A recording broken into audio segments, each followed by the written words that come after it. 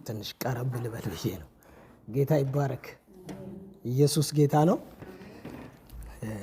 ቆመን የእግዚአብሔርን ቃል ካነበብን በኋላ ብዙ ስለምንቀመጥ ጸልየን ወደ እግዚአብሔር ቃል እንሄዳለን።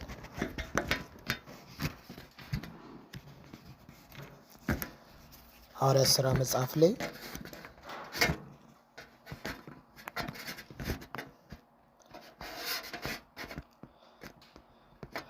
ምዕራፍ 2 ከቁጥር 1 ጀምሮ ያለውን የእግዚአብሔርን ቃል አነባለሁ።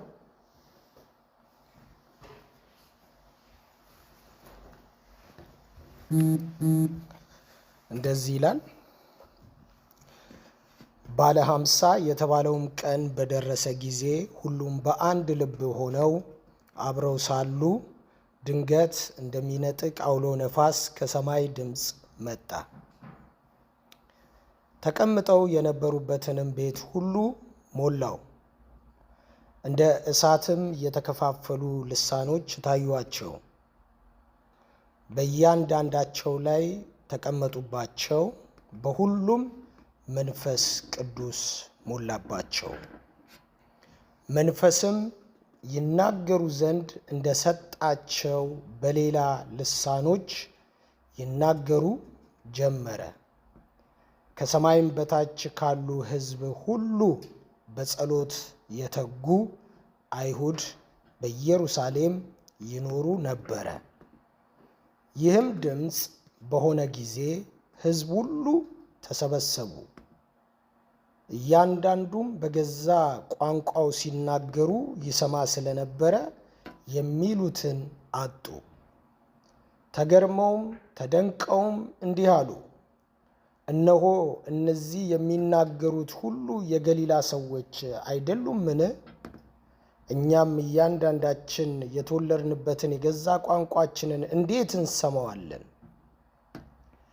የፓርቴና የሜድ የኤላሜጥም ሰዎች በሁለት ወንዝ መካከል በይሁዳም በጴቄዶምም በጳንጦስም በኢስያም በፊርጊያም በጵንፊልያም በግብፅም በቀሬናም በኩል ባሉ በሊቢያ ወረዳዎች የምንኖር በሮም የምንቀመጥ አይሁድም ወደ ይሁዲነትም የገባን የቀርጤስና የአረብ ሰዎች የእግዚአብሔርን ታላቅ ሥራ በልሳኖቻችን ሲናገሩ እንሰማቸዋለን።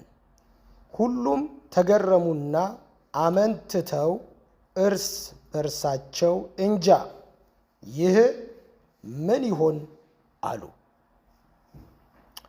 ሌሎች ግን እያፌዙባቸው ጉሽ የወይን ጠጅ ጠግበዋል አሉ።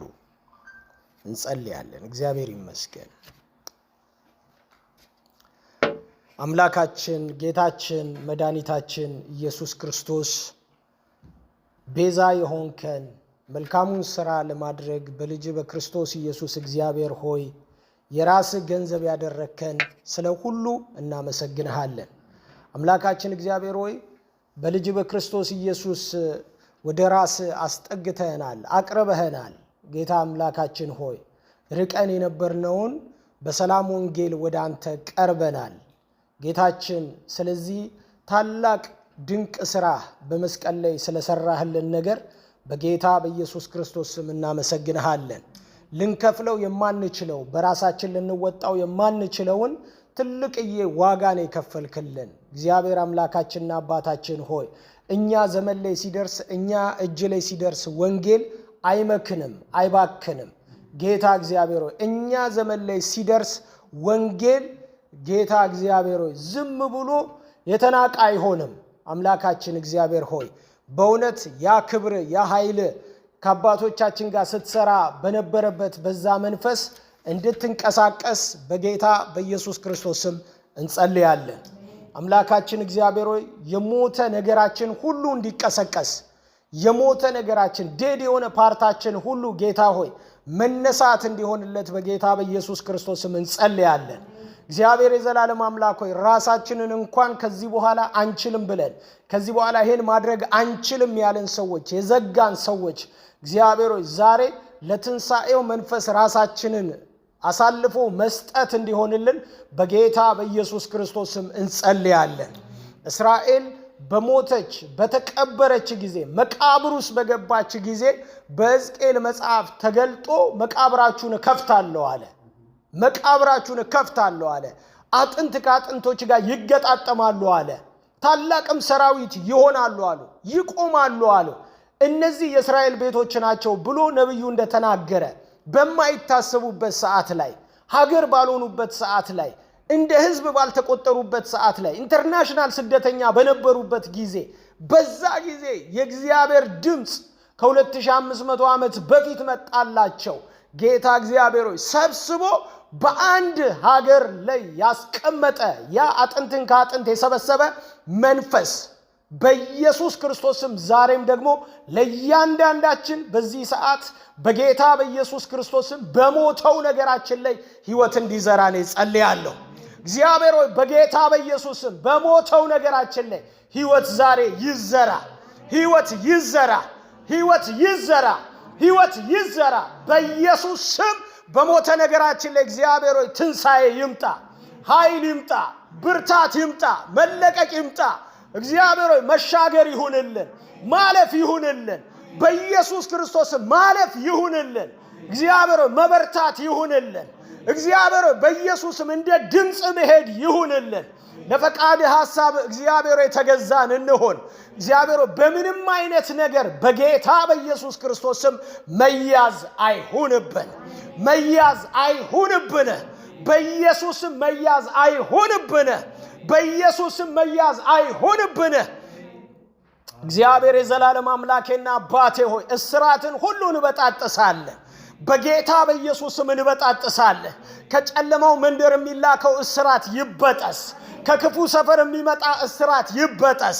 እግዚአብሔር ከክፉ አስተሳሰብ የሚመጣ እስራት ይበጠስ፣ በኢየሱስም ይበጠስ። ቅዱሳን ወደፊት እንዳይሄዱ፣ እግዚአብሔር ወዳለመላቸው ስፍራ እንዳይገቡ፣ ጌታ ያያላቸውን ማየት እንዳይችሉ በተለያየ መንገድ እግዚአብሔር ሆይ ማንጨባረርን የሚያበዛ መንፈስ ለዘላለም የተመታ ይሆን፣ በኢየሱስ ስም የተመታ ይሆን። እግዚአብሔር ሆይ የክፉ መጠቀሚያ አታድርገን። ስለ ባሪያ ስለ ዳዊት ሲናገር ክፉ አይጠቀምበትም ይላል። በጌታ በኢየሱስ ክርስቶስም ያንተ የክብር ዕቃ አድርገን፣ አንተ የምትሰራባቸው ሰዎች እንሆን። ዛሬ ለመንፈስ ራሳችንና አደራ አሳልፈን እንሰጣለን፣ በልጅ በክርስቶስ ኢየሱስ ስም አሜን። ጌታ ይባረክ። ክብር ለኢየሱስ ይሁን። በጌታችን ኢየሱስ ክርስቶስ ያችን ውርንጭላ ፈታችሁ ምን በሉልኝ ነው ያለው፣ አምጡልኝ አይደል ያለው፣ ፈታችሁ አምጡልኝ አለና አንድ ሰው ሲናገር ምን አለ? ውርንጭላይቷ እጅግ በጣም ብዙ ረጅም ዘመን ከመታሰሯ የተነሳ ማለት ነው የአስተሳሰቧ ልክ ወይንም ደግሞ ይሄ የጉዞ ሐሳቧ እስከ ገመዱ ድረስ ነው፣ እስከ ገመዱ ድረስ ነው የምትሄደው እና የገመዱ ርዝመት ያክል ነው የምትሄደው እና በጣም ብዙ ጊዜ ከመታሰሯ የተነሳ ማለት ነው። እና ከዕለታት አንድ ቀን ገመዱን ስትፈቱት ማለት ነው፣ ስትፈቱት ትሄድና እዛ ቦታ ላይ ስትደርስ ትቆማለች። እዛ ቦታ ላይ ስትደርስ ትቆማለች። ግን ተፈታለች እኮ። ግን ምኗን የያዛት? አስተሳሰብ ነው የያዛት።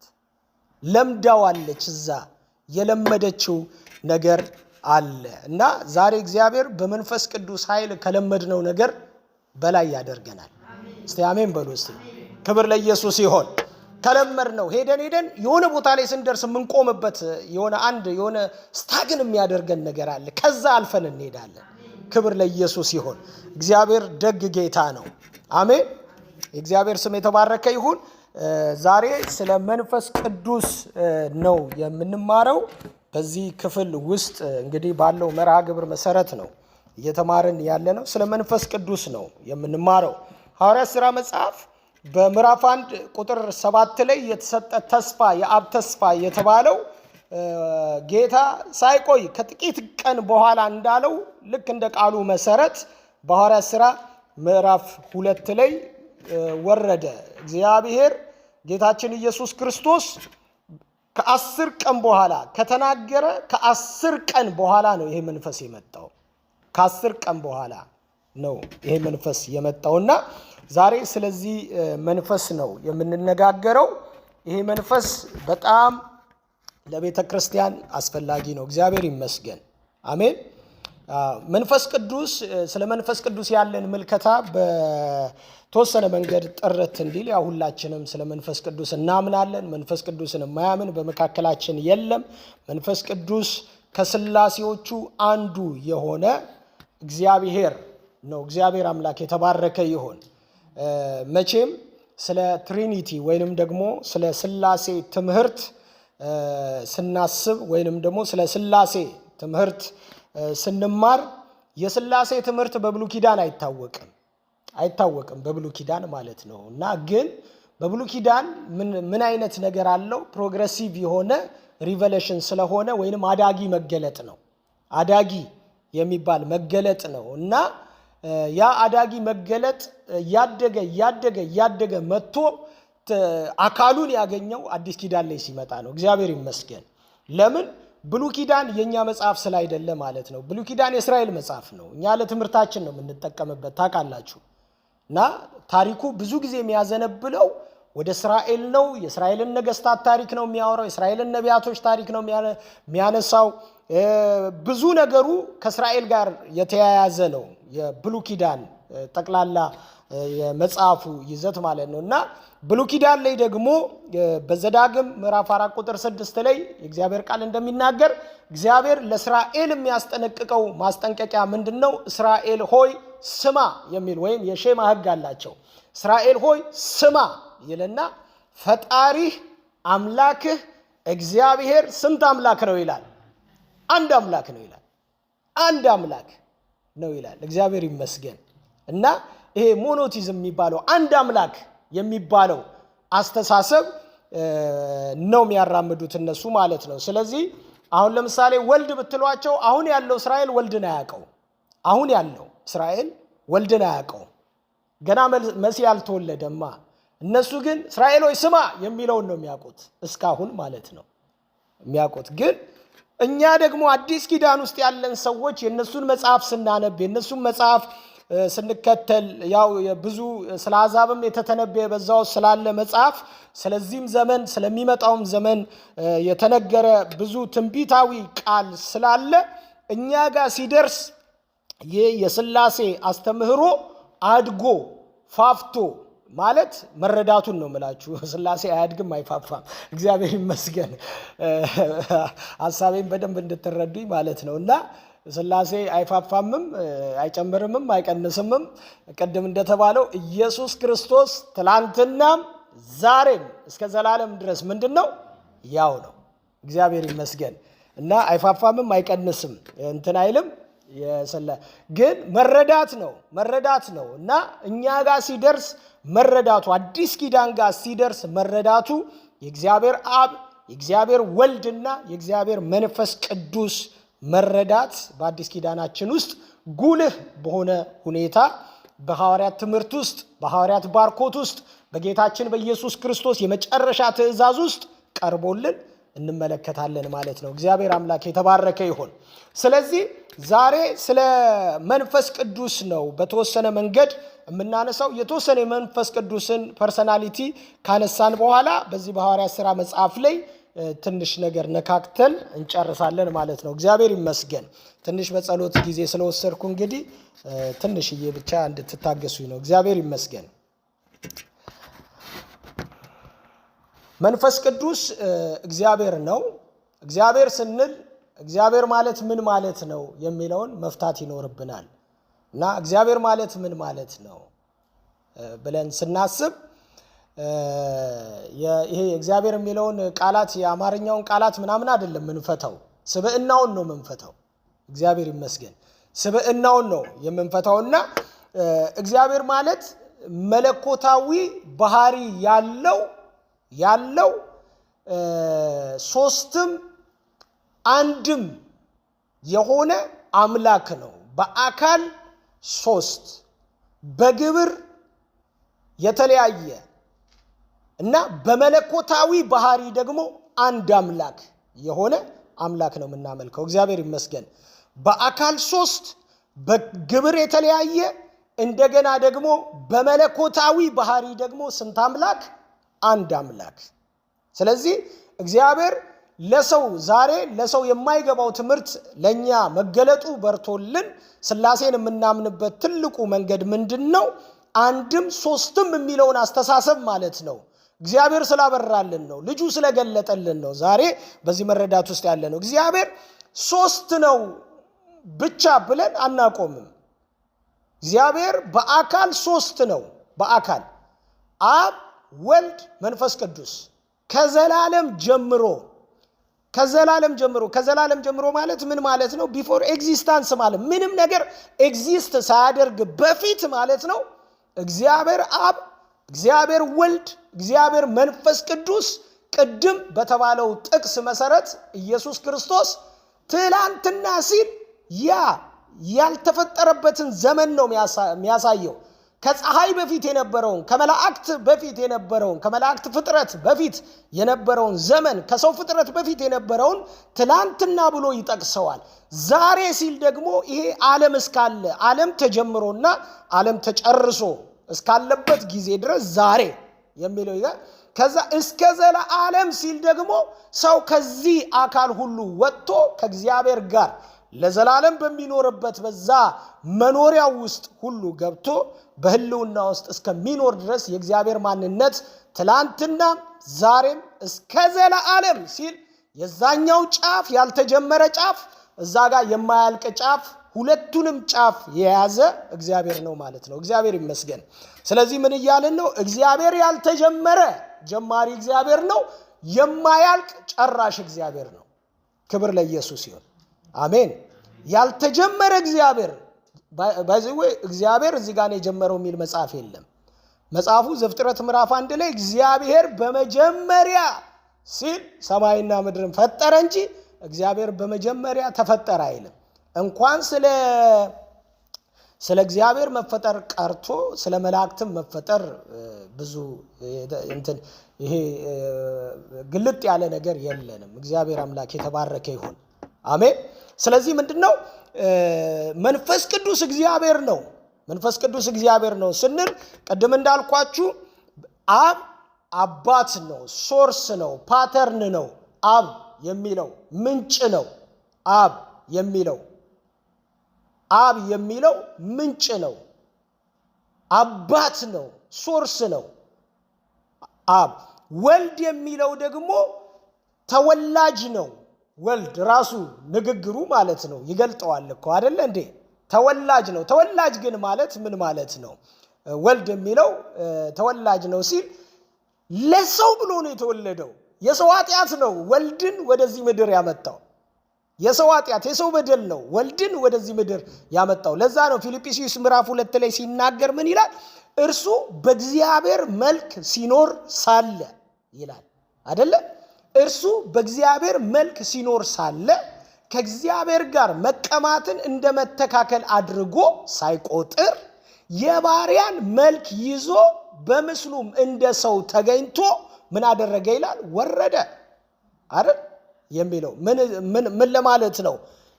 የሰው ኃጢአት ነው ባሪያ ያደረገው ኢየሱስን፣ የባሪያን አካል ያስያዘው የሰው ኃጢአት ነው፣ የኛ ኃጢአት ነው ኢየሱስን ከነበረበት ክብር ያወረደው። አይታችኋል። ስለዚህ ኢየሱስ ክርስቶስ ብለን ስናወራ ሰውም አምላክም የሆነውን አምላክ ነው የምናወራው። እግዚአብሔር አምላክ የተባረከ ይሁን። አሜን አሜን። ኢየሱስን የምናወራው ይሄ ነው።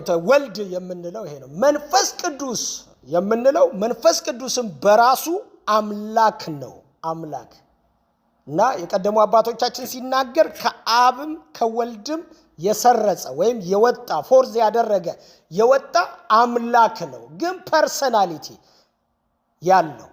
ክብር ለኢየሱስ ይሁን። ስብዕና ያለው ስብዕና ወዳጆቼ፣ ስብዕና ለኛ ስብዕና የሚለካው አካል አይን የሆነ ነገር ስላለን ነው። ስብዕና በእኛ የሚለካው በዚህ ነው፣ በአካል ነው የሚለካው ስብዕና። ታውቃላችሁ።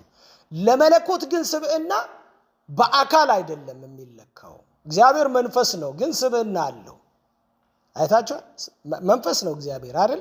መጽሐፉም ሲናገር እግዚአብሔር መንፈስ ነው የሚያመልኩትም በእውነትና በመንፈስ ነው እንጂ የሚያመልኩት ያውና እግዚአብሔር እያሉ አያመልኩትም ይላል። ስለዚህ ስብዕና ለኛ በአካል ነው፣ ለእግዚአብሔር ስብዕና ግን በስሜት በፈቃድና በእውቀት ነው ስብዕና።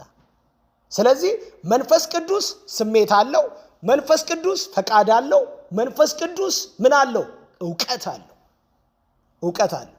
ስለዚህ ስብዕና ብለን የምናየው ፊልም የሚያደርግ ስብዕና ብለን የምናውቅ የሚያውቅ ስብዕና ብለን እንትን የምንለው ፈቃዱን የሚጠቀም ነው። ስለዚህ መንፈስ ቅዱስ ይሄንን መለኮታዊ አንድነቱን ልናገርና ሁላችሁም የምታውቁት ስለሆነ ማለት ነው፣ ያው ለእናንተ መደገም ነውና መለኮታዊ አንድነቱ እግዚአብሔር የሚያስብለው መንፈስ ቅዱስን ምንድነው? እግዚአብሔር የሚያስብለው ነገር ምንድነው ብለን ካሰብን ባይዘዌ ዛሬ ሰዎችም ይሄ ባህሪ ካላቸው አምላክ መሆን ይችላሉ። እንዳትደነግጡ። እነዚህ አራት ባህሪያቶች ያሏቸው መላእክትም ቢኖሩ ሰዎችም ቢኖሩ አምላክ መሆን ይችላሉ። እነዚህ አራት ባህሪ ያላቸው ሰዎች ግን የለም ሊኖርም አይችልም። ኢየሱስ ጌታ ነው። ቁርጣችሁ ነው። ልንሆን አንችልም። ኢየሱስ ያድናል። አሜን አይደል?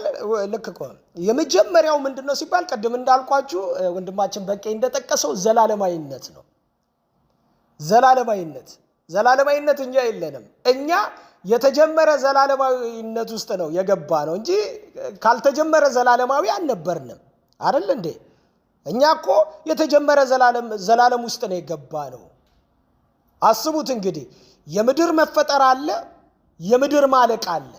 በምድር መፈጠር በሰው መፈጠርና በሰው ማብቃት መካከል ላይ ይሄ ዓለም ሲስተም የተለያየ የሚባለው ነገር አለ። ሰው በዚህ መካከል ነው ያለው። ግን ከምድር መፈጠር በፊት እኛ ሳንኖር በፊት ዓለም ሳይፈጠር በፊት አሰበኝ እንዳለ ልክ እንደ ጳውሎስ አነጋገር እግዚአብሔር በስራ ላይ ነበረ። እኛ ሳንኖር በፊት እግዚአብሔር በስራ ላይ ነበር ወዳጆቼ። እኛ ከመጣን በኋላ ስራ የጀመረ አምላክ አይደለም ያለው። አይታችሁ እኛ ከመጣን በኋላ አንዳንዶቻችን እኛ በመኖራችን ራሱ እግዚአብሔር የኖረ የሚመስለን ሰዎች አለን። ኖ አይደለም። ዓለም ከመፈጠሩ በፊት እሱ እግዚአብሔር ሆኖ ለዘላለም ይኖር ነበረ። አምልኮ ይቀበል ነበረ። እኛውን ከምናውቀው ከመላእክት ነው አምልኮ እንደሚቀበል የምናውቀው። ግን ማናውቀው ደግሞ ሌላ አምልኮ የሚቀበልበት ፍጥረታቶች አሉት። እሱ ሁሉ በሱ ስለተፈጠረ እግዚአብሔር ይመስገን።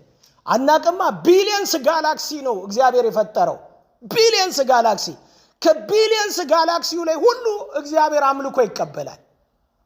ከሁሉም ላይ ማለት ነው ፈጣሪ ስለሆነ። ለምን ይሁን በሚል ቃል ነዋ ዓለማትን የፈጠረው አይደል እንዴ? ዓለማትን ነው የሚለው። ምድርን ብቻ ይላል እንዴ? ኖ ዓለማትን ይላል። እግዚአብሔር ይመስገን። ስለዚህ ዘላለማዊ ነው እሱ። መንፈስ ቅዱስ ዘላለማዊ ነው። ለምንድን ነው ዘላለማዊ ምናምን ካላችሁ ዘላለማዊ ስለሆነ ነው። እሱ ለዘላለም የሚኖር ዘላለማዊ ነው። እግዚአብሔር ይመስገን። በመሃል ላይ የመጣ ይመስለናል። ሐዋርያት ሥራ ምዕራፍ 2ን ስላነበብን መንፈስ ቅዱስ መሃል ላይ ያለ ይመስለናል አይደል? ግን ነቢያቶቹ በብሉይ ኪዳን አልፈው ስለ መንፈስ ቅዱስ ምን ያደርጉ ነበረ? ይናገሩ ነበረ። አይገባቸውም፣ ግን ይናገራሉ። አይታችኋል? አይገባቸውም፣ ግን ምን ያደርጋሉ? ስለ መንፈስ ቅዱስ አልፈው ይናገራሉ። እግዚአብሔር ይመስገን። እና በኢሳይያስ ምዕራፍ 63 ቁጥር 10 ላይ እስራኤል ያህዌን ሲበድል እግዚአብሔርን ሲበድል እግዚአብሔርን በደለ ብሎ ሳይሆን የሚናገረው መንፈሱን አስቆጡት ነው የሚለው። አይታችኋል? መንፈሱን አስቆጡት ይላል። ዳዊትም ሲጸልይ በመዝሙር 51 ላይ ወደ ቤርሳቤ ቤት ገብቶ ልክ ጸሎትን የንስሐ ጸሎት ሲያደርግ እጠበኝ በኢሶጵ እጠበኝ እነጻለሁ ከበረዶ ይልቅ እንደዚህ አደርጋለሁ ምናምን እያለ ከጸለየ በኋላ ምን ይላል? ሁሉን ውሰድብኝ ካለ በኋላ ቅዱሱን መንፈስ ግን ከኔ ምን አትበል አትውሰድብኝ። ኢየሱስ ጌታ ነው። ቅዱሱን መንፈስ ምን አትበልብኝ አትውሰድብኝ ይላል። ቅዱሱ መንፈስ አምላክ የሆነ መንፈስ፣ ጌታ የሆነ መንፈስ፣ የሚባርክ የሚያድስ መንፈስ ነው ቅዱሱ ይሄው የእግዚአብሔር መንፈስ። ኢየሱስ ክርስቶስ ጌታ ነው። እሱ ዘላለማዊ ነው። ስለዚህ ሐዋርያት ሥራ ምዕራፍ 2 ላይ ስላነሳ ነው አይደለም።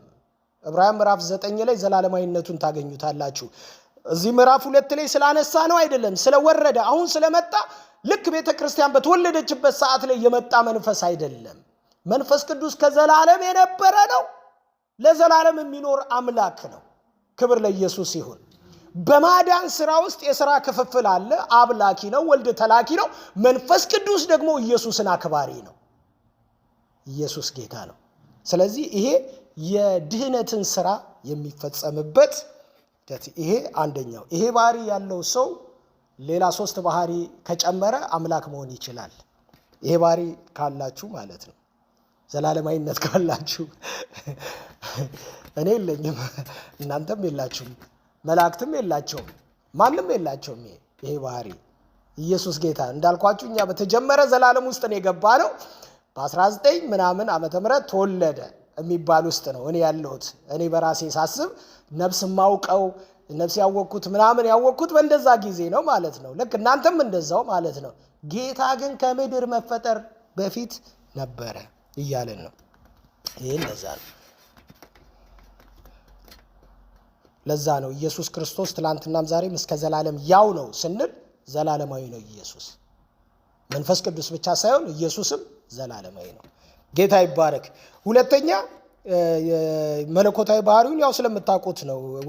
ወደ ምዕራፍ 2 እኮ ለመንደርደር ነው ይሄን ሁሉ መሰራው እና ሁለተኛው መለኮታዊ ባህሪ ይሄ ያለው ሰው እዚህም ካለ አምላክ ሊሆን ይችላል ያልኳችሁ። ሌላኛው ምንድነው? ሁሉን አዋቂ። ሁሉን አዋቂ ሁሉን የሚያውቅ ሰው ካለ ምንም ችግር የለውም። የበሰው ሁሉ ልብ ውስጥ ያለውን ኢየሱስ ምን ያደርግ ነበር ይላል? ማንም ሳይነግረው ያውቅ ነበር ይላል። ከኢየሱስ ክርስቶስ ምዕራፍ 2 ላይ ዮሐንስ ወንጌል ከኢየሱስ ክርስቶስ ባህሪያቶች መካከል ምንድነው ካላችሁ ማንም ሳይነግረው በእነሱ ልብ ውስጥ ያለውን ያውቅ ነበር ይላል። ያውቃል ይላል። አያችሁ? ስለዚህ ኢየሱስን ማታለል አይቻልም። በምንም አይነት መንገድ ኢየሱስን ማታለል ለምን ሲባል ሁሉን አዋቂ ነው። አይታችኋል? አንዳንድ ጊዜ አንዳንድ ነገር አስበን ቆይ ከንትና እንደብቅና እናውራው ምናምን እንላለን። ኢየሱስ በተገኘበት ጉባኤ ግን አውርተው የመጡትን አይደለም እኮ ያሰቡትን ያውቀው ነበረ። ያወሩትን እኮ አይደለም ያሰቡትን ነው የሚያውቀው። ገና ያሳቡን ጽንሱን ነው የሚያውቀው። ኢየሱስ ሁሉን አዋቂ ስለሆነ ማለት ነው። ኦምኒሸንት ነው። እግዚአብሔር ይመስገን። ሁሉን አዋቂ ሁሉን ያውቃል አምላካችን። አሜን። መንፈስ ቅዱስስ ሁሉን ያውቃል። መንፈስ ቅዱስ ሁሉን እንደሚያውቅ ሐዋርያት ሥራ ምዕራፍ 5 ላይ አይተናል። ምንድነው ሲባል ጴጥሮስ ተነሳና ስለምን መንፈስ ቅዱስን ታታልላላችሁ አላቸው። እነዛን ባልና ሚስቶች አይደል እንዴ? ስለምን መንፈስ ቅዱስን ምን ታደርጋላችሁ? ታታልላላችሁ አላቸው። ድሮም የናንተ ገንዘብ ነው፣ አሁንም የናንተ ገንዘብ ነው። ስለምን ታታልሉታላችሁ? መንፈስ ቅዱስ በእናንተ ውስጥ ያለውን ሁሉ ያውቃል እያለ ሁሉን አዋቂ ነው እያለ ነው። እግዚአብሔር ይመስገን። አይ ለቤተ ክርስቲያን አቅም ነው፣ ባይዘዌ አቅም ነው፣ ጉልበት ነው። መንፈስ ቅዱስ በሚሰራበት ቤተ ክርስቲያን ውስጥ ትልቁ አቅም እንደሆነ ታውቃላችሁ። የጌታ መንፈስ አለ በመካከላችን። ባይዘዌ ለራእይ መጽሐፍ ሲናገር ነበልባል አይኖች ያሉት ይላል ስለ ኢየሱስ ሲናገር። አይታችኋል? ምን ማለቱ ነው? ፓውዛ የሆነ አይን እንደዚህ ምናምን ቸርቿ ላይ ምናምን ማድረጉ እኮ አይደል። ኖ የእያንዳንዱ ልብ እግዚአብሔር ያውቀዋል እያለ ነው። አይ ነበልባል አይኖች ያሉት ጌታ እንደዚህ ይላል ሲል በዛ አይኖቹ ያያል ማለት ነው። ይሄ ነው ትልቁ ነገር። ያያል፣ የተሰወረ ነገር የለም ማለት ነው። በጌታ በኢየሱስ ክርስቶስ ባለበት ጉባኤ ውስጥ ምንም የተሰወረ ነገር የለም። ባይዘዌ እውነትንም እንድንከተል የሚያደርገን አንደኛው ነገር በእግዚአብሔር ፊት ምንም የተሸፈነ ነገር ስለሌለ፣ ምናመልጠው ነገር ስለሌለ፣ አማራጭ ስለሌለን እውነትን መከተል አለብን። ከሰው ልናመልጥ እንችላለን፣ ከእግዚአብሔር ግን አናመልጥም። ኢየሱስ ጌታ ነው። አሜን። ስለዚህ መንፈስ ቅዱስ ሁሉን ምን ያደርጋል? ያውቃል። ሁሉን አዋቂ ነው። ብዙ ጥቅስ እሰጣችኋለሁ፣ ግን ያው እኔ ሐሳቤ ሐዋርያት ሥራ መጽሐፍ ላይ ስለሆነ ማለት ነው። ጌታ ይባረክ። ግን ሄዳችሁ አንብቡት። ሐዋርያት ሥራ ምዕራፍ 5ን ስለ አናንያና ስለ ሰጲራ ማንበብ ትችላላችሁ። ማንበብ ስለምን መንፈስ ቅዱስን አታለላችሁት ነው የሚለው። አይታለልም፣ ያውቃል። ገና ከቤታቸው ሲመጡ አውቋል። እሱ ለጴጥሮስ ነግሮታል።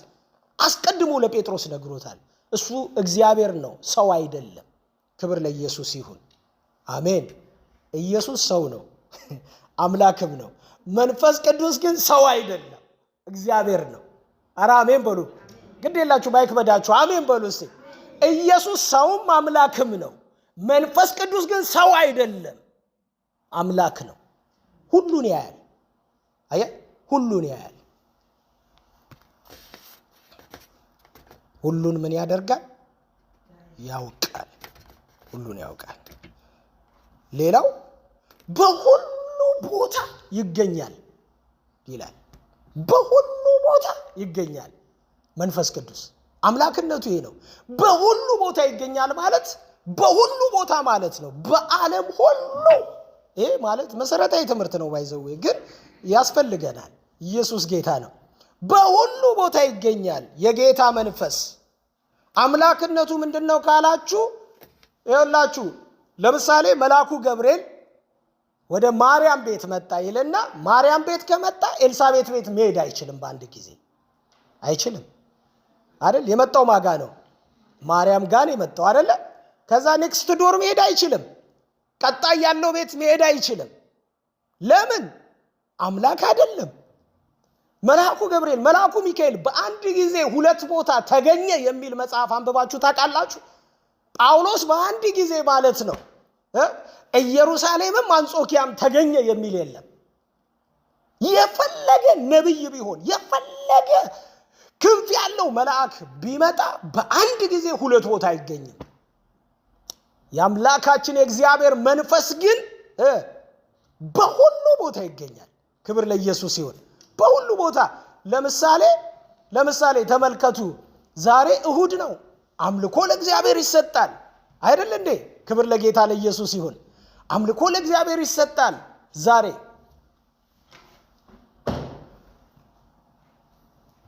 ጌታ ይባርካችሁ። እና አምልኮ ለእግዚአብሔር ይሰጣል አይደል እንዴ? ሁሉ ይዘመራል። አምልኮን የሚቀበለው እግዚአብሔር አንድ ቦታ ላይ ሆኖ ባካችሁ ላኩልኝ፣ ወደዚህ ላኩልኝ። እኔ አሁን በኢየሩሳሌም ነው የተቀመጥኩትና ከአሜሪካም አምልኮ በሆነ ነገር ላኩልኝ፣ ከኢትዮጵያም አምልኮ በሆነ ነገር ይምጣልኝ፣ ከዚህ ከጀርመንም አምልኮ በሆነ ነገር ይምጣልኝ ብሎ እዛ ተቀምጦ ከርቀት ነው እንደ የሚቀበለው ጌታ አምልኮ? ኖ አይደለም። መጽሐፍ ሲናገር ኢየሱስ ክርስቶስ ሊሄድ ባለ ጊዜ ምን አላቸው? እኔ እስከ ዓለም ፍጻሜ ድረስ ከማን ጋር ነኝ አለ?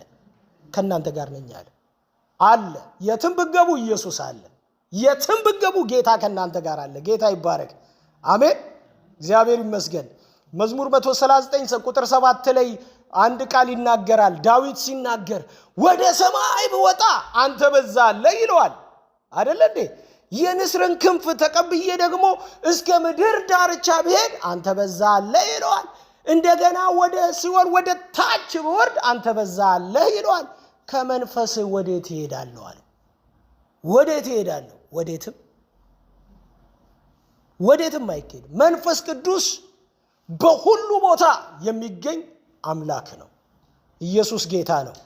አይታችሁ ከሆነ ማን ነው ሳኦል በጣም የተቀጣጠለ የነቢያት ጉባኤ አገኘ። አይታችሁ የነቢያት ጉባኤ አገኘ እና ሳኦል በጣም አስቸጋሪ ሰው ነው እና በቃ የሆነ ጊዜ ወደ ሌላ እንትን የሚያደርገው ሰው ነው። ግን እዛ ሳሙኤል እያለ የሆነ መልእክት መጥቶለታል። እንደገና ሄደና አህያ ሲፈልግ ይመስለኛል አላቅም፣ ብቻ የሆነ ጉባኤ ውስጥ ገባ። ታሪኩን በደንብ እንባለለም ጉባኤ ውስጥ ገባ። ሲገባ ወዲያውኑ ሳኦል ተነሳና መንፈስ ቅዱስ በላዩ ላይ መጣና ትንቢት መናገር ጀመረ። እዛ ጋር ያመጣለት መንፈስ እዚህ ጋርም አለ። እዛ ጋር አምጥቶለት እዚህ ጋር አልከለከለውም፣ አልቀረም። እሱ ክብር ለኢየሱስ ይሁን። አያችሁ ሳኦል በእግሩ ወደዛ ሲሄድ ጌታ እዛ ብቻውን አልቀረም። ጌታ ከጉባኤውም ጋር በሁሉ ቦታ ነበረ። መንፈስ ቅዱስ በሁሉ ቦታ አለ። አሜን። ድንገት በተለያየ ስፍራ እንኳን አይደረስም የተባለበት ቦታ ላይ እንደው በአጋጣሚ ብንደርስ ራሱ የሚደርስ እጅ ያለው መንፈስ ከኛ ጋር አለ። ኢየሱስ ጌታ ነው። ስለዚህ ይሄ ትልቅ ጋራንቲ ነው። ወደ የንስርን ክንፍ ይዤ እስከ ምድር ዳርቻ ብሄድ ሰው የሌለበት ቦታ ላይ ብሄድ መንፈስ በዛ አለ። መንፈስ በዛ አለ። እግዚአብሔር ይመስገን። የመጨረሻው እነዚህ ባህሪያቶች ያሉት ነው አይደል ያልኳችሁ። ይሄ ባህሪ ያለው ሰው አለ ከመካከላችን? በአንዴ ሁሉን መቀበል የሚችል የለንም። ስለዚህ የመጨረሻው ምንድነው? ሁሉን አዋቂ ብያችኋለሁ። ሁሉን በሁሉ ቦታ የሚገኝ ወይም ኦምኒ ፕሬዘንት ነው ብያችኋለሁ። መጨረሻ ላይ ኦምኒፖተንት የሚባለው ወይም ደግሞ ሁሉን ቻይ የሚባለው ሁሉን ቻይ ነው። ቻይ ይችላል። በቃ የማይችለው ነገር የለም። ኢየሱስ ጌታ ነው። ሁሉን ቻይ። ማንም ሁሉን አይችልም። እግዚአብሔር ብቻ ነው ሁሉን የሚችለው አይደለ? አዎ። መጽሐፍ ሲናገር ምን ይናገራል? ለአብርሃም ተመልከቱ፣ በ99 ዓመቱ ተገለጠና ምን አለው? እኔ ኤልሻዳይ አምላክ ነኝና በፊቴ ምን በላለው? ተመላለስ አለው። ምን እያለው ነው? እኔ ኤልሻዳይ ነኝ ሲለው ያንተ መካንነት በፊቴ ምንም ነው እያለው ነው። ኢየሱስ ጌታ ነው። ገና ሲገለጥለት እኔ ኤልሻዳይ አምላክ ነኝ ሲለው ሁሉን እችላለሁ እያለው ነው። ሁሉን አደርጋለሁ እያለ ነው። በፊቴ ምን በል ነው? ተመላለስ አለው። ከዛ በኋላ የዛሬ ዓመት የሚል መልእክት አመጣለት። እግዚአብሔር ይመስገን።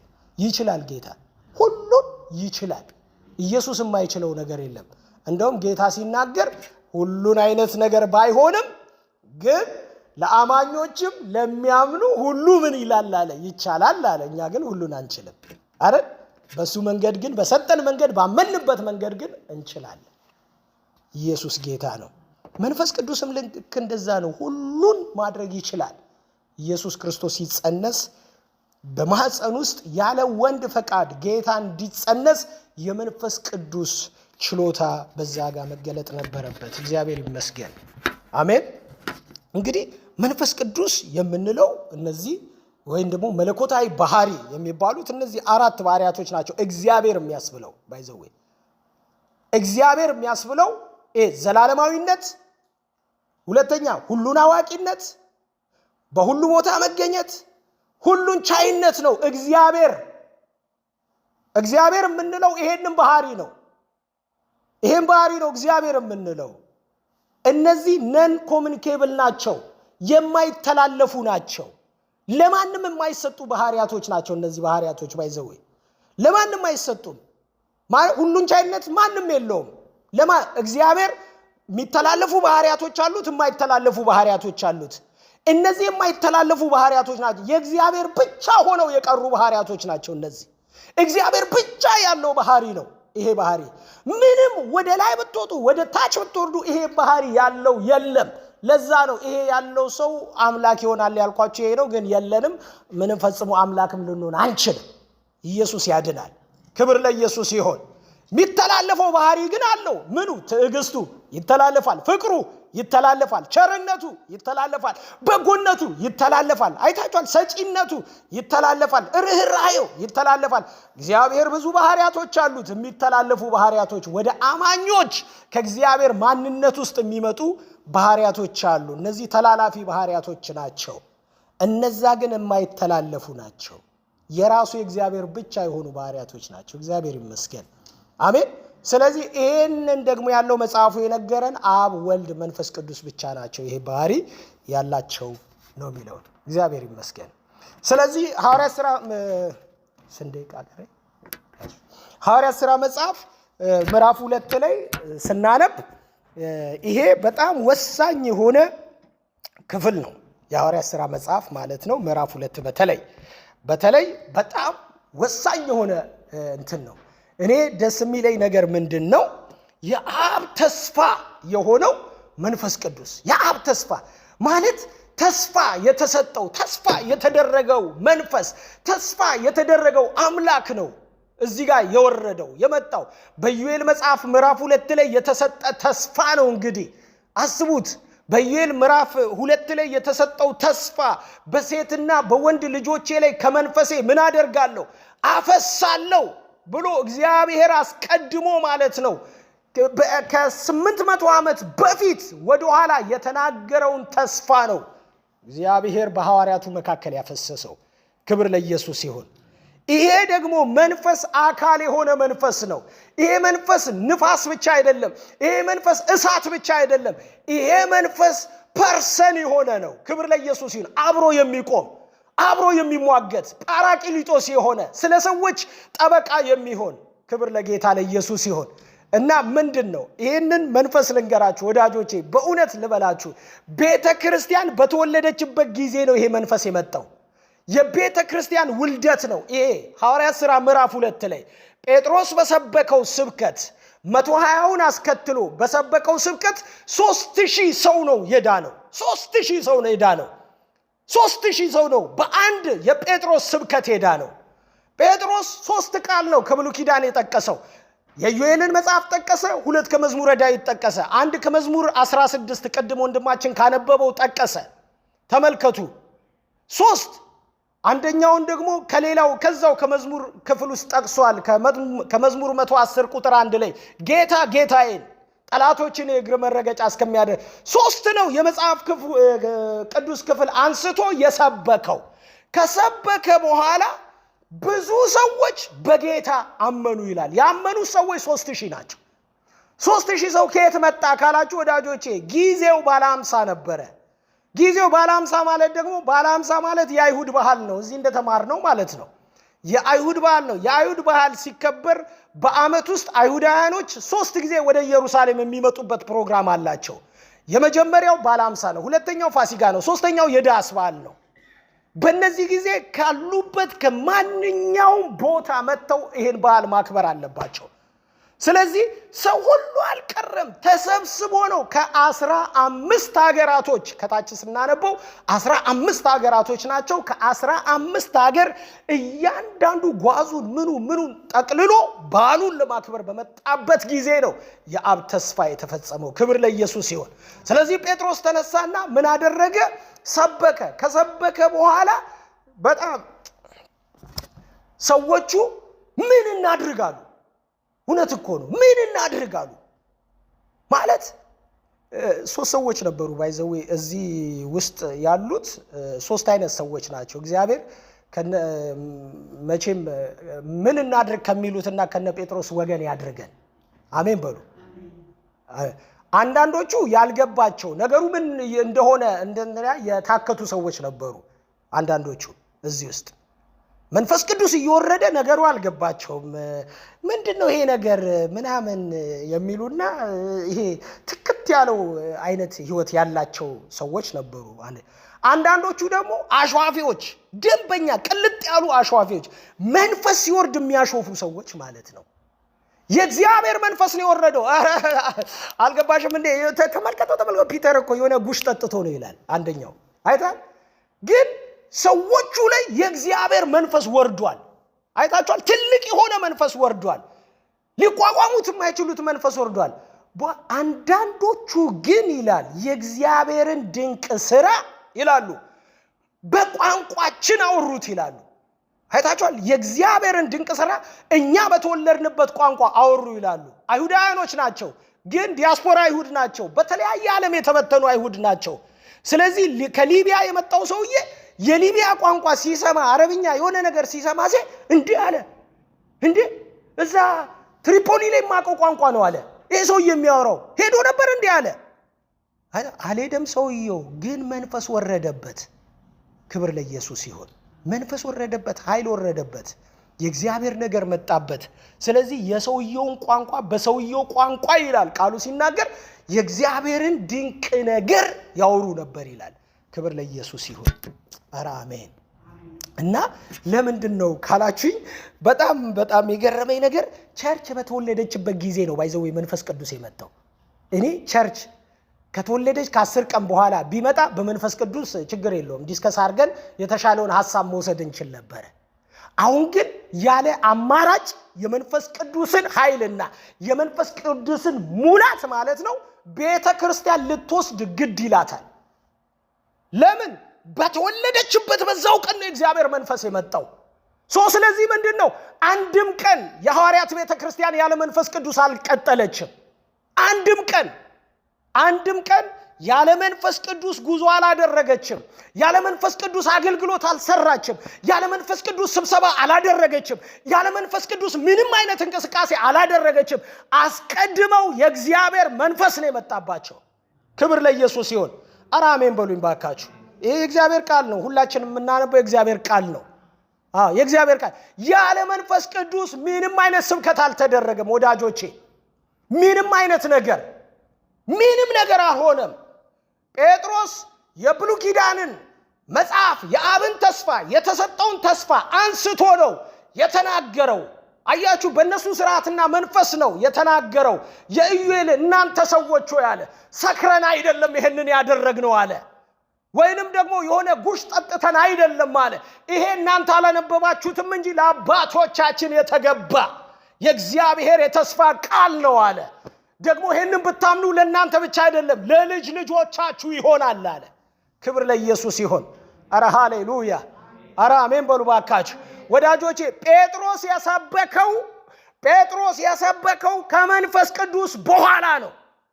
ከመንፈስ ቅዱስ በፊት አልሰበከም። ከመንፈስ ቅዱስ በኋላ ነው። ከመንፈስ ቅዱስ በኋላ ነው ሁሉ ነገር የሚሆነው። ከመንፈስ ቅዱስ በኋላ ነው ሁሉ እንቅስቃሴ። ከዛ በኋላ ሐዋርያት ሥራ መጽሐፍ ወደ ታች ዝቅ ብለን ስናነብ በሐዋርያት እጅም ድንቅና ተአምራት ይሆን ነበር ይላል። እዛው ምዕራፍ 2 ላይ ድንቅና ተአምራት ይሆን ነበር ይላል። ኢየሱስ ጌታ ነው። ኧረ አሜን ሃሌሉያ። ነገር ይልቋጭ በጣም ሰፊ ሐሳብ ነው ያነሳሁት።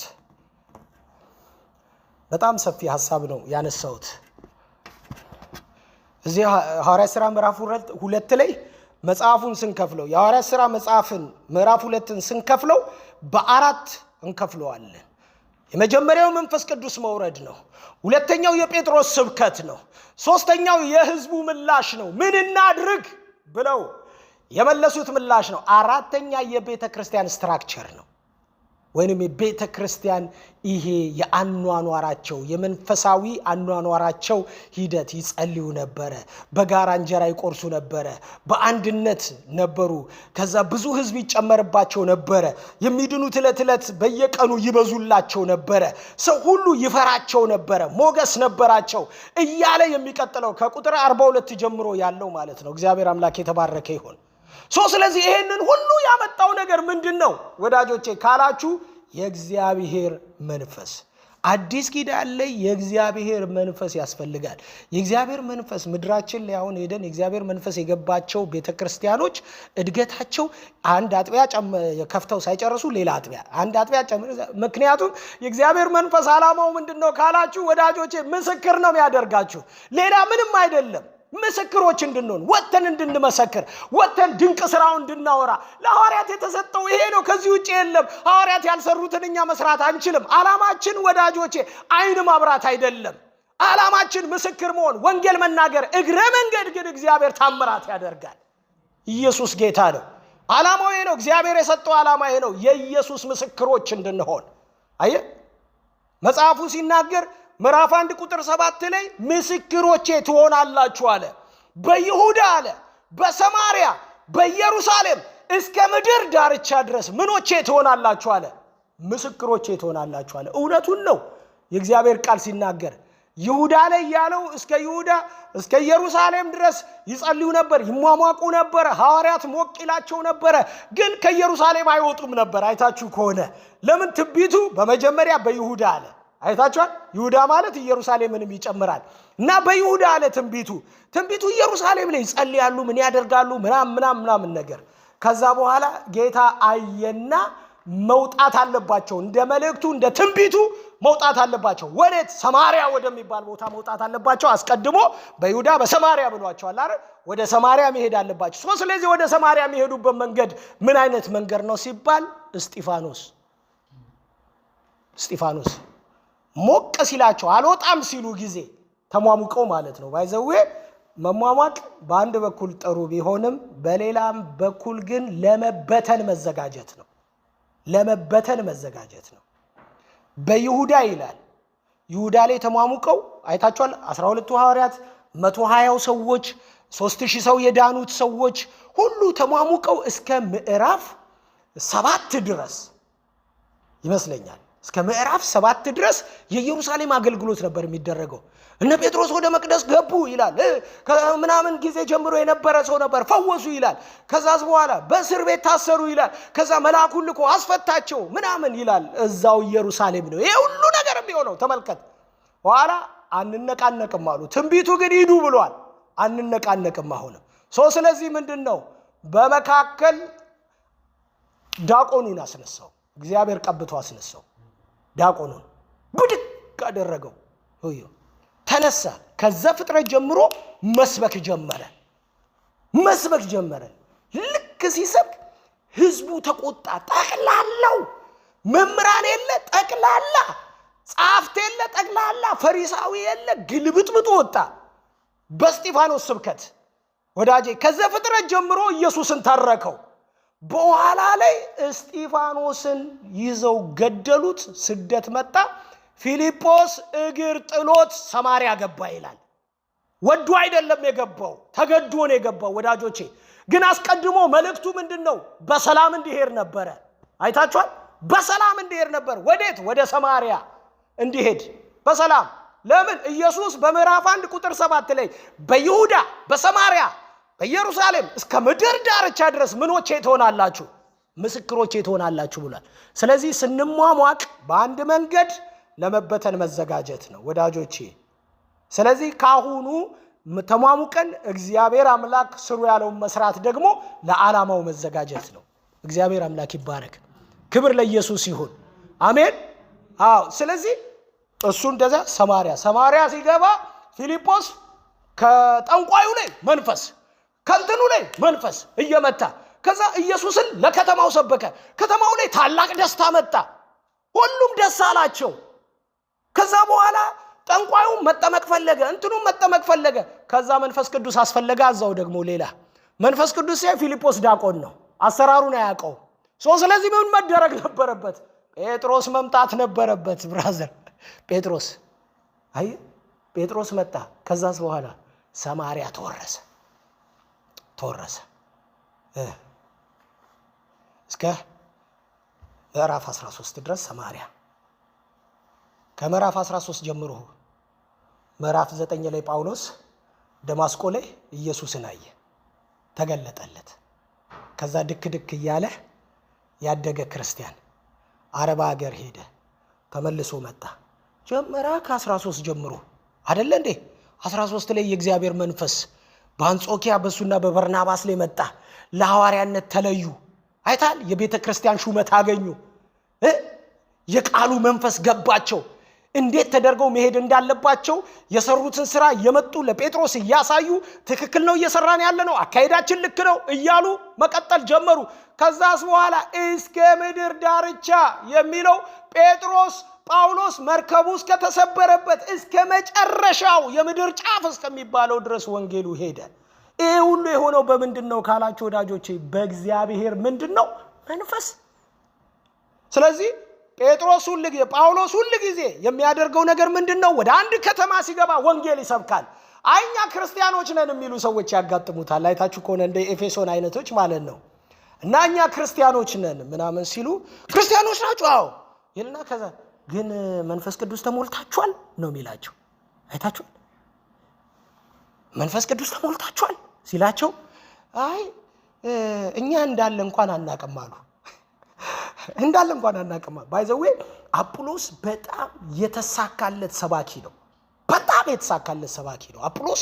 ሕግን የሚያውቅ ሕግን በደንብ ጠንቅቆ የሚያውቅ አንዳንድ ሰዎች እንደውም የዕብራውያንን መጽሐፍ ከጻፉ ሰዎች ተርታ ሁሉ ይጨምሩታል። እሱ ነው ምናምን ይላሉ። አንዳንዶች እንደ ቪው ያስቀምጣሉ። ታውቃላችሁ።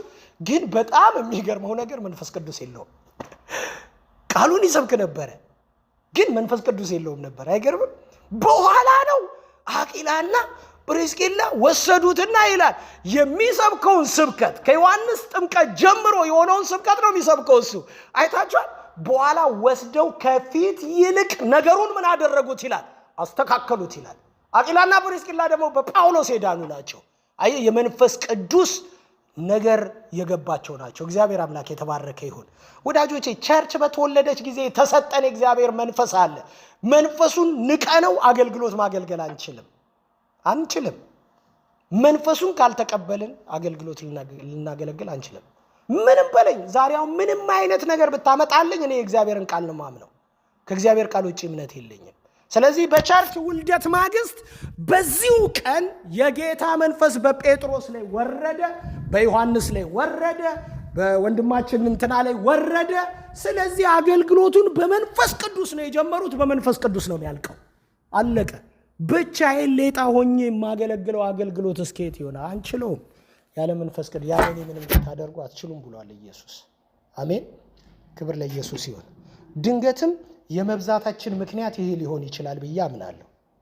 የምንበዛው በዚህ ነው ብዬ አምናለሁ። ምክንያቱም አገልግሎት ኳሊቲ ብቻ ሳይሆን ኳንቲቲም ይፈልጋል። ባይዘው ኳሊቲ ብቻ አይደል፣ ኳንቲቲም መብዛትም ይፈልጋል። 5 ጥርት ያለን 7 ጥርት ያለን 10 ጥርት ያለን ብቻ እግዚአብሔር ጥርት ያለም ይፈልጋል፣ ብዝት ያለም ይፈልጋል። ከመጀመሪያው ሲፈጥረን ራሱ ብዙ ተባዙ ብሎ ነው ያስጀመረን። ክብር ለኢየሱስ ይሁን። ስለዚህ የመጀመሪያዋ ቤተክርስቲያን ከ120 ወደ 3120 ነው ባንዴ የዘለለችው። ባንዴ 3120 120 ነበረች። ከዛስ በአንድ ስብከት በጴጥሮስ ስብከት 3000 ሰው ተጨመረ ይላል። ስለዚህ በመጀመሪያው ቀን ማለት ነው 3120 በቃ በመብዛት ያምናል ማለት ነው እግዚአብሔር። ስለዚህ ይህን ማመን አለብን።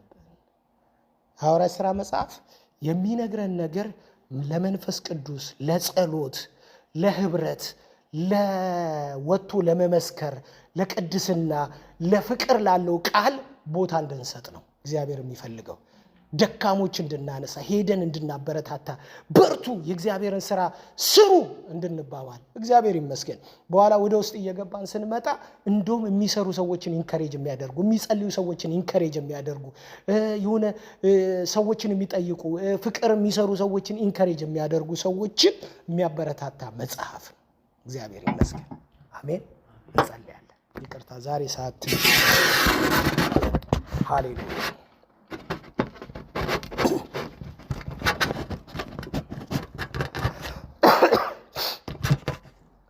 ሃሌሉያ ሃሌሉያ። ክብር ለኢየሱስ ይሁን። ክብር ለኢየሱስ ይሁን። ይህን መንፈስ እንፈልጋለን። ይህን መንፈስ እንፈልጋለን።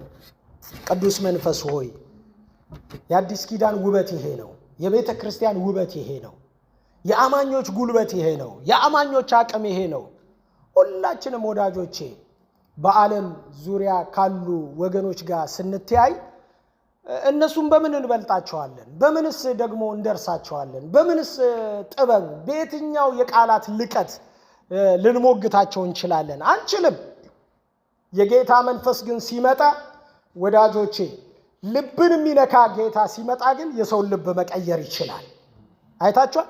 የሰው ልብ የሚቀየረው በእግዚአብሔር መንፈስ ነው። በመንፈስ ቅዱስ ኃይል ነው። በመንፈስ ቅዱስ እርዳታ ነው። መንፈስ የተሞላ ሰው ማካፈል ይችላል። መንፈስ የተሞላ ሰው ወዳጆቼ፣ መንፈስ መሞላት ማለት ድንገትም እንደው አንዱ ምልክት ልሳን ሊሆን ይችላል። ግን አትሊስት ሪሊ የሆነውን መንፈስ ሰዎች ማግኘት አለባቸው። እግዚአብሔር ይመስገን። እና ለዚህ ለመንፈስ ቅዱስ ቦታ መስጠት፣ ለመንፈስ ቅዱስ ዕውቅና መስጠት፣ ለመንፈስ ቅዱስ አሰራር ራስን ማመቻቸት። ቤተ ክርስቲያን ይህንን ነው ማድረግ ያለባት ወዳጆቼ፣ ይህንን ነው ማድረግ ያለባት። እንደው ይሳካላት ይሁንላቸው አይሁንላቸው ባላቅም እንደው ትክክል ይሁኑ አይሁኑ ባላቅም እዚህ ብዙዎቻችሁ ሙሉ ወንጌል የሆናችሁ ሰዎች ታውቃላችሁ መቼም ከሙሉ ወንጌል የመጣችሁ ሰዎችና መጀመሪያ የነበሩ ሰዎች መሪዎች ሲመርጡ ይላሉ መሪ መጀመሪያ ሲመርጡ 3 ነው ምናምን ክራይቴሪያ ያስቀምጣሉ አሉ አንደኛ ይላሉ አንደኛ አምኖ በደንብ ደህንነት ተምሮ ደቀ መዝሙር ተምሮ የተጠመቀ ሰው መሆን አለበት ይላሉ ሁለተኛ ታማኝ የሆነ አስራት ከፋይ ይላሉ እንግዲህ አስራት የብሉይ ኪዳን አዲስ ኪዳን ጭቅጭቅ አለ አናቀምኛ እሱ የነሱ አሰራር ነው ይሄ የሙሉ ወንጌል አሰራር ነው ይላሉ ሶስተኛ ግን ዋና ነው ይላሉ ምንድነው ሲሉ ሰው በመንፈስ ቅዱስ መሞላት አለበት ቤተክርስቲያን ሊድ ለማድረግ ይላሉ ይሄንን ያስቀምጣሉ እና እንግዲህ ሳይው ጥሩ የጠቀማቸው ይመስለኛል እንግዲህ አላቀም በሆነ መንገድ የጠቀማቸው ነገር ይመስለኛል ግን የግድ ደግሞ እንደዚህ መሆን አለበትም በያላምንም ግን ጥሩ በጎ ደግሞ ከሆነ ከተጠቀማቸው ጠቅሟቸዋል በያምናለሁ እግዚአብሔር ይመስገን ክብር ለኢየሱስ ይሁን ስለዚህ በጎን ነገር የሚያስፈልገን ነገር በጎን ነገር እንድንናፍቅ በጎን ነገር እንድናደርግ በጎን ነገር እንድንፈልግ የሚያደርገን ያ የጌታ መንፈስ በሙሉ ያስፈልገናል አይታችኋል ተቀደሱ የሚል መንፈስ ያስፈልገናል ባለመቀደስ ከመሞት ተቀድሶ መዳን ስለሚሻል ያስፈልገናል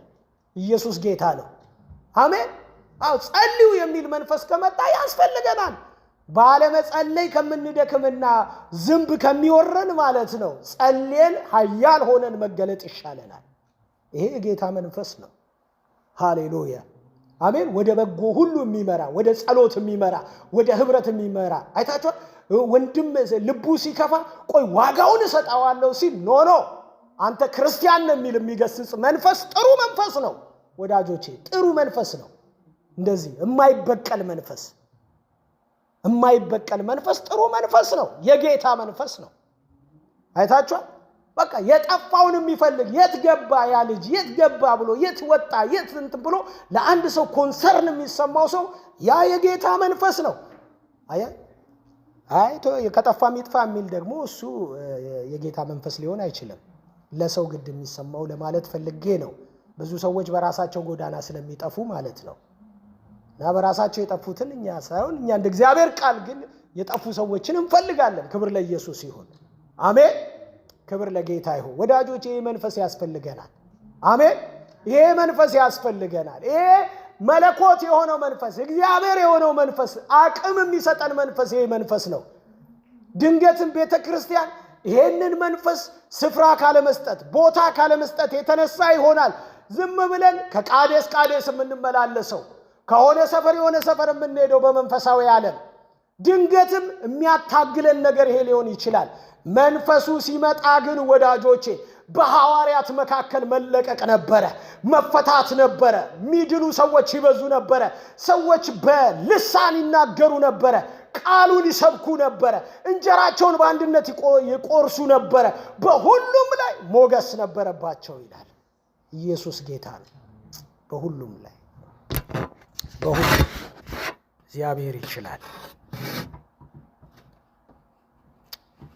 አንተ እግዚአብሔር ነህ ከጥንት የነበር ዛሬም ትሰራለህ ዘላለማዊ ነህ መንፈስ ቅዱስ አንተ እግዚአብሔር ነህ ከጥንት የነበር ዛሬም ትሰራለህ ዘላለማዊ ነህ መንፈስ ቅዱስ አንተ እግዚአብሔር ነህ ከጥንት የነበር ዛሬም ትሰራለህ ዘላለማዊ ነህ መንፈስ ቅዱስ ሃሌሉያ አንተ እግዚአብሔር ነህ ከጥንት የነበር ዛሬም ትሰራለህ ዘላለማዊ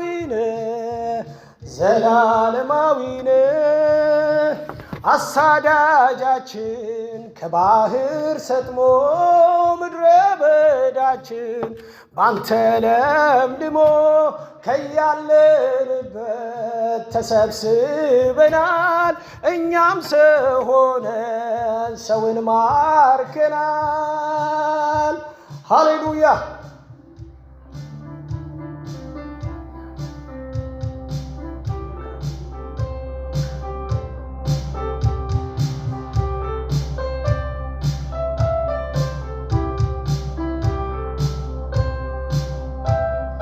መንፈስ ቅዱስ መንፈስ ቅዱስ አንተ እግዚአብሔር ከጥንት የነበረ ዛሬም ትሰራለህ ዘላለማዊ ነህ ዘላለማዊ ነህ።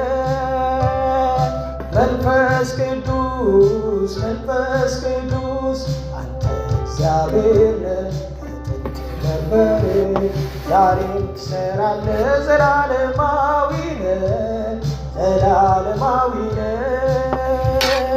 መንፈስ ቅዱስ መንፈስ ቅዱስ አንተ እግዚአብሔር ነህ ከጥንት የነበረ ዛሬም ትሰራለህ ዘላለማዊ ነህ ዘላለማዊ ነህ። መንፈስ ቅዱስ መንፈስ ቅዱስ እግዚአብሔር ነህ ከጥንት የነበረ ዛሬም ትሰራለህ ዘላለማዊ ነህ ዘላለማዊ ነህ። አሳዳጃችን ከባህር ሰጥሞ ምድረ በዳችን አንተ ለምልሞ ከያለንበት ተሰብስበናል። እኛም ሰው ሆነን ሰውን ማርከናል።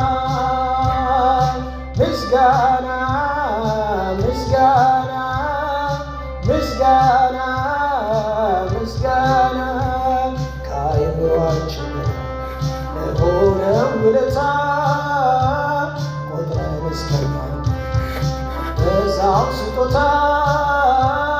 እናከብርሃለን ክብርልን ጌታ። ምስጋና ምስጋና ምስጋና ምስጋና ከአእምሮአችን ለሆነው ውለታ ቆጥረን እስከማንበዛው ለበዛው ስጦታ እናከብራለን ክብርልን ጌታ። የፈርዖን ጦር ሕዝቡን አሳዱ እሱ ግን ቀረ ከባህር ማዶ ርስታችንን በድል ወርሰናል። ባንተ እረኝነት እዚህ ደርሰናል። ምስጋና ምስጋና ምስጋና ምስጋና ከአእምሮአችን በላይ ለሆነው ውለታ ቆጥረን እስከማንዘል ለበዛው ስጦታ እናከብራለን ክብርልን ጌታ። የፈርዖን ጦር ሕዝቡን አሳዶ እሱ ግን ቀረ ሃሌሉያ ከባህር ማዶ ርስታችንን በድል ወርሰናል። ባንተ እረኝነት እዚህ ደርሰናል።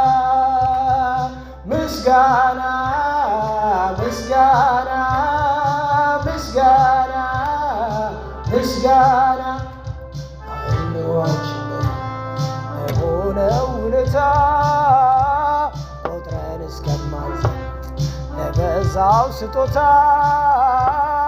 እናከብራለን ክበርልን ጌታ።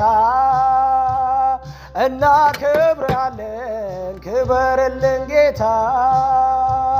የፈርዖን ጦር ሕዝቡን አሳዶ እሱ ግን ቀረ ከባህር ማዶ ርስታችንን በድል ወርሰናል። ባንተ እረኝነት እዚህ ደርሰናል።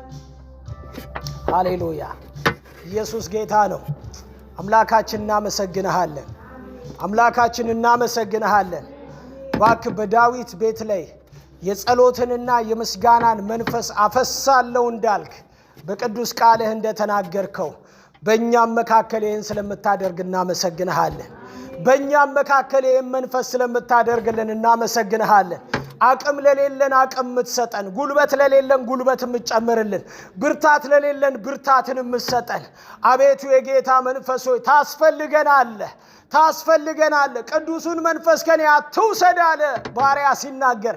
እግዚአብሔር የዘላለም አምላክ ሆይ ያላንተ መኖር አንችልም፣ ያላንተ ማገልገል አንችልም፣ ያላንተ መውጣት አንችልም፣ መግባት አንችልም። ያላንተ ኑሮ ተራ ነው ጌታ ሆይ። ሁሉ ያላንተ ዝም ብሎ ያለ ሲሚንቶ የተደረደረ ጡብ ነው ጌታ ሆይ። ንፋስ ሲመጣ ይበተናል።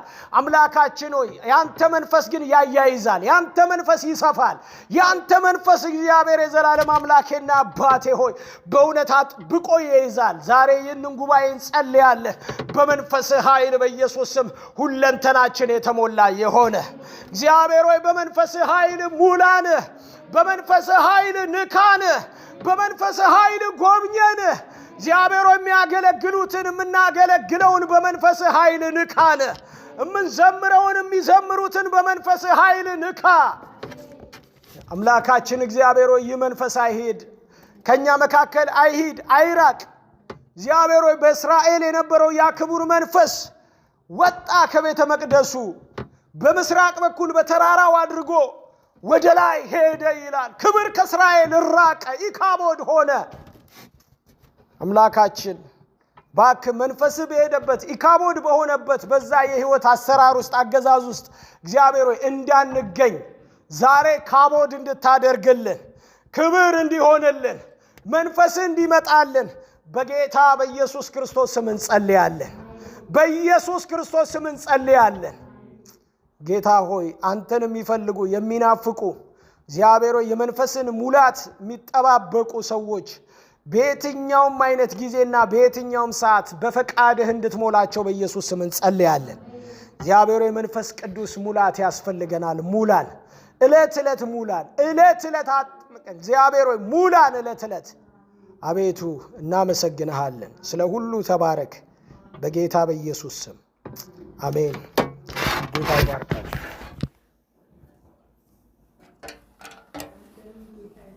አሜን።